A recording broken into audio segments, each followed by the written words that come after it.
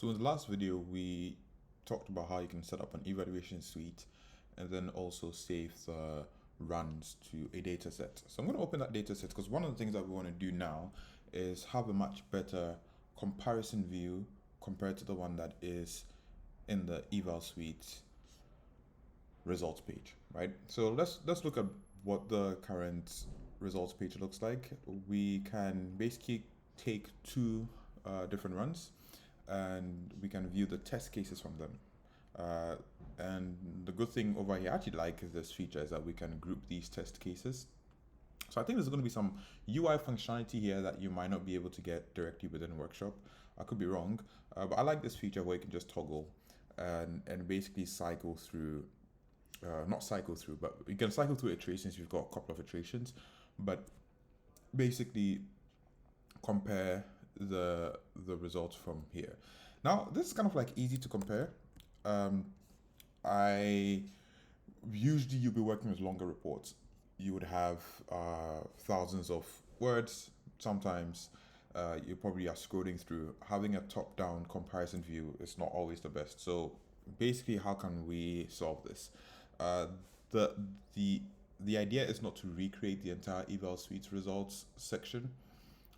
The idea is to be able to develop certain pieces that are not available here, right? And the thing that we're going to focus on now is how do we develop a side-by-side view.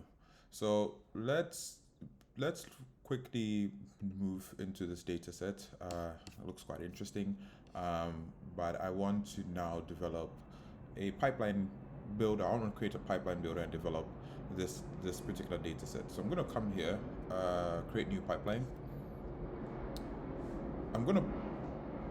Let's go to batch pipeline and click continue. Okay, so one of the first things that we quickly want to do is just understand what the data set is, right? So we have, in fact, let's just look at it from here. We have quite a number of columns. We have a run ID, test cases, a few of the metadata available in the top level columns. But I think most of the interesting information would actually be possibly in the execution target. No, that doesn't look like it.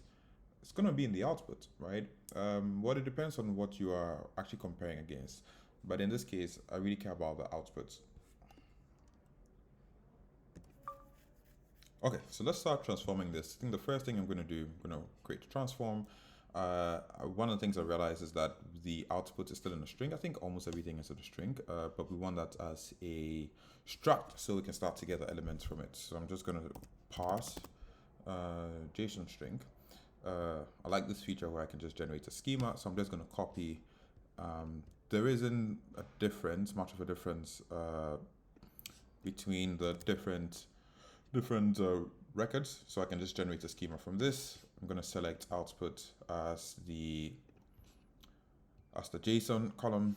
I'm just going to replace it with output. I don't want to create a new one. And you notice that the column type is going to change from string to a struct, and then I can start to get my elements. So I can possibly get all the elements, but maybe I want to be a bit more specific. Actually, I think the only element, so let's say a get struct element. So it's only, let's go here, we're going to select output, and you realize that the only element in there is output. So I'm also going to replace that. So now we have full string of output here. So I just added a few more transforms and I've run the data set. So let's actually look at what it looks like. Quite similar to what we had. We just had a bit of cleanup and we extracted some elements from some of the struct fields. The interesting thing that we would be able to do afterwards is that we would convert this into, or we kind of like push this into an ontology object type, and we can start to have that side-by-side comparison within Workshop. So I'm just going to look at, just quickly show you.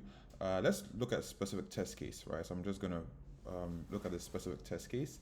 And you can see the multiple runs for it. You can see multiple run IDs for that. That means that we also have multiple outputs, similar to what you're seeing within the Eval Suite application. and we now have all the data extracted. So for example, if I look for the output, you can see all the different outputs, right? And the idea is that if this starts to populate into the ontology, I could start to then compare them in whatever view that would be better for me. There's some interesting stuff with annotation that we can apply on those markdown. The other thing is that we can also convert this to markdowns. It's a bit easier to look at. So I'm going to pause here. The next video is really going to take this transformation of the run history data set, convert it into an object, have that within the ontology, and eventually then display that and do more deep and custom comparisons within your custom application.